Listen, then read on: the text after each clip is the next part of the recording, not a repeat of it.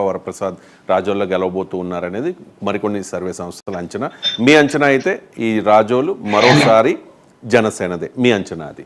Next Nidadavolu నియోజకవర్గం, కర్నూలు దుర్గేష్ ఆయన Rajahmundry rural ticket expect చేశారు. 2019లో కూడా అక్కడే పోటీ చేసి ఓడిపోయిన వ్యక్తి, సానుభూతి ఉంది.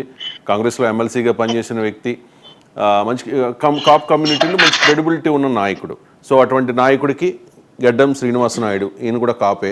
సో ఇద్దరు కాపుల మధ్య నిడదవోలులో జరిగిన ఈ పోరులో ఫలితం ఏ రకంగా ఉండబోతోంది, మీ అంచనా ఏంటి దాసరాము గారు? కందుల దుర్గేష్ గారు ఈస్ట్ గోదావరి జిల్లాలో రాజకీయంగా మంచి కుటుంబం అండి, పెద్ద పేరున్న కుటుంబం. సీనియర్ మోస్ట్ కాంగ్రెస్ పార్టీలో బలమైన పట్టుకున్న వ్యక్తి. Not only East Godavari Rajahmundry సెగ్మెంటే కాకుండా ఆయన ఎంపీగా కూడా కాంగ్రెస్ పార్టీ తరఫున ఎంపీకి కూడా నిలబడ్డారు. ఆ ఎంపీ సెగ్మెంట్ లోకి ఇవి వస్తాయి, ఏవి కోవూరు, నిడదవోలు, కొన్ని ఏరియాస్ రాజమండ్రి ఎంపీ సెగ్మెంట్ లోకి వస్తాయి. అందువల్ల ఈ ప్రాంతాలతో కూడా ఆయనకి సత్సంబంధాలు ఉన్న ఎంపీగా నిలబడటం వలన ఆయన పోయినసారి రాజమండ్రి రూరల్ ఖచ్చితంగా ఆయన గెలవాలి. అక్కడ ఏమైందంటే వైసీపీ పార్టీ తరఫున ఆకుల వీర్రాజు గారు అని చెప్పి కాంగ్రెస్ పెద్ద ఒక ఆయన్ని వైసీపీ నిలబడితే ఇద్దరు కలిసి కొట్టుకోని హోరాహోరీగా కొట్టుకోరు. ఒక్కొక్కరు 50,000 ఓట్లు 60,000 ఓట్లు వచ్చి 60,000 ఓట్లు కాపు కులం మిగతాలు చీల్చుకుంటే కొద్దిగా ఓట్ల తేడాతో బుచ్చి చౌదరి గారు బయటపడ్డారు. అంతేగాని అక్కడ చౌదరి కమ్యూనిటీ వాళ్ళు 100 కుటుంబాలు కూడా ఉండరు ఆ ప్రాంతాల్లో, అనేవి వాళ్ళకేం పట్టేం లేదు. ఇద్దరు కాపులు 60,000 ఓట్లు కొట్టుకుంటే Janasena, YCP, TDP party candidate బయటపడ్డారు.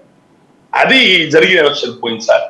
ఇది మళ్ళీ ఈసారి ఎందుకంటే అత్యధిక జనాభా కాపులు డిబెట్ రాజమండ్రి రోడ్ కడియంలంకలో అయింది, చుట్టుపక్కల ప్రాంతాలను కూడా ధవళేశ్వరి ప్రాంతాలను కూడా. ఆ కోణంలో ఆయనకే టికెట్ వస్తుందని చెప్పని అనుకున్నారు. టీడీపీ వాళ్ళు తెలివిగా ఏమన్నారంటే సిట్టింగ్ ఎమ్మెల్యేస్ ఎవరింటే వాళ్ళకైనా, సిట్టింగ్ ఎమ్మెల్యే అంటే జనసేన ఉంటే కదా సిట్టింగ్ ఎమ్మెల్యే, రాజోలు ఉంటే కదా, మిగతా వాళ్ళకి అనుకోరు, ఇది ఒక్కటి తప్ప మిగతా వాళ్ళకి అనుకోరు, అందుకని సిట్టింగ్ ఎమ్మెల్యేలు కదిలించకూడదండి అని అన్నారు. సో అది బుచ్చి చౌదరి గారి స్పర్దేశంలో వదులుకోవటం. ఈయన జగన్మోహన్ రెడ్డి గారు స్వయంగా ఫోన్ లో వైసీపీ తరఫున ఆల్రెడీ బీసీకి ఇచ్చేసారు సచివాలజీ ఆ ఏరియా, అయినా కూడా ఆయనకి వేరే ఇచ్చి రాజమండ్రి రూరల్ మీకు ఇస్తాను వైసీపీ తరఫున తీసుకోండి అని చెప్పినా కూడా ఆ రోజు కాంగ్రెస్ పార్టీ నుంచి అతను వైసీపీకి వెళ్ళలేదు. మొన్న రాజమండ్రి రూరల్ జనసేన ఇవ్వకపోయినా కూడా జగన్మోహన్ రెడ్డి గారు ఆఫర్ చేసినా కూడా వెళ్ళలేదు. పార్టీకి లాయల్ గా ఉన్నారు. నిడదవోలులో నిలబడమంటే నిడదవోలులో నిలబడ్డారు. అక్కడ కమ్మ సామాజిక వర్గం వాళ్ళు కొంతమంది ఎమ్మెల్యేలు చేస్తున్నారు. వీళ్ళందరూ అక్కడ ఉన్న నిడదవోలు వచ్చిన ప్రాబ్లం ఏంటంటే గోదావరి నది ఒడ్డు ఇసుక రీచ్లు ఉన్నాయి అక్కడ, అన్ని వేల కోట్ల రూపాయల ఇసుక దందా నడుస్తుంది.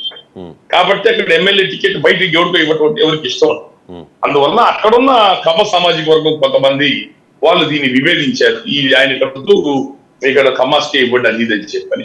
అది చంద్రబాబు నాయుడు గారు లేదు, నిడదవోలు ఇస్తున్నాము అవసరం చెయ్యండి అని చెప్పని అన్నారు. మొదట్లో కమ్మ సామాజిక వర్గం టీడీపీ 2 గ్రూపులు ఉన్నారు, విభేదించుకున్నారు. కానీ చివరిలో వాళ్ళు కూడా సానుకూలమై, అంటే సానుకూలమైన కొన్ని కఠినమైన నిర్ణయాలు ఉంటాయి. ఇక్కడ ఇసుక రీచ్ల్లో చేతులు పెట్టకూడదు, ఇక్కడ ఉండే వేరే కలెక్షన్స్ లో వాటిల్లో మీరేం అడగకూడదు. అంటే ఎవరు తాతగారు జాగీర్ అయిపోయింది, పాత జాగీర్లు అయిపోయినాయి. ఎవరు వాడు అతిపెద్ద జాతులకు ఉన్న బీసీఎస్సీ కాపు కులాలలో నిధులు పోవటం వల్ల మైనారిటీకి ఉన్న వర్గాలు పంచుకున్నారు. నియోజకవర్గాలు జగ్గారెడ్డి గారు రావులపాలెం ఏరియాలో ఇసుక కొన్ని వేల కోట్ల దందా ఇట్లా ఎవరు పంచుకున్నారు. ఈయన కొన్ని షరతులు పెట్టారు, కొన్ని విషయాలు నువ్వు వేలు పెట్టకూడదు, అట్లయితే నీకు సహకరిస్తానని చెప్పని. రెండోది నిడదవోలులో నిలబడ్డ జిఎస్ రావు గారు అబ్బాయి శ్రీనివాస్ ఎవరైతే ఉన్నారో చంద్రబాబు కృష్ణమూర్తి గారు అల్లుడు, అతను మంచి సౌమ్యుడు. అంటే పబ్లిక్ రిలేషన్స్ పబ్లిక్ తో మాట్లాడటం కుదరదు, కానీ ఈ ఇసుకల్లో డబ్బులు తిట్టడం కానీ, వేరే సెటిల్మెంట్స్ చేయడం కానీ, ఇంకోళ్ళు ఇబ్బంది పెట్టడం కానీ ఇట్లాంటి వాతావరణం లేదు. సౌమ్యుడిగా మంచి పేరుంది, కరప్షన్ ఇట్లాంటివి లేవని మంచి పేరుంది. మోర్ ఓవర్ జిఎస్ రావు గారు వాళ్ళ ఫాదర్ కూడా ఆయన పిసిసి ప్రెసిడెంట్ చేశారు, గౌరవ మర్యాద. అలా వచ్చిన మనిషి అయినా ఇద్దరి మధ్య టఫ్ ఫైట్ ఉంటుంది. ఈయన పాపం దుర్గేష్ గారు ఇబ్బంది పడతారు అనుకున్నాను, కానీ జిఎస్ రావు గారు అబ్బాయితో శ్రీనివాస్ గారితో వచ్చిన ఇబ్బంది, శ్రీనివాస్ నాయుడు వచ్చిన ఇబ్బంది ఏంటంటే జనాలు వచ్చినప్పుడు రిసీవ్ చేసుకోవటం కానీ, కొత్త జాతర మాట్లాడటం కానీ ఇవి లేవు. ఆ జిల్లాలో మర్యాద కోరుతున్నారు. ఆ వాతావరణం అది లేకపోవటం వల్ల ప్రజలు కొంత డిసప్పాయింట్ అయ్యి ఉన్నారు. ఈయన దుర్గేష్ గారు పబ్లిక్ రిలేషన్స్ లో ఆయన అందరితో కలుపుగోలుగా ఉంటాం, అందరినీ లౌకికంగా కలుపుకోవటం, గతంలో పరిచయాలు ఉంటాం, కాంగ్రెస్ పార్టీ ఎంపీగా నిలబడటం వల్ల ఈ సెగ్మెంట్స్ తో పరిచయాలు ఉంటాం.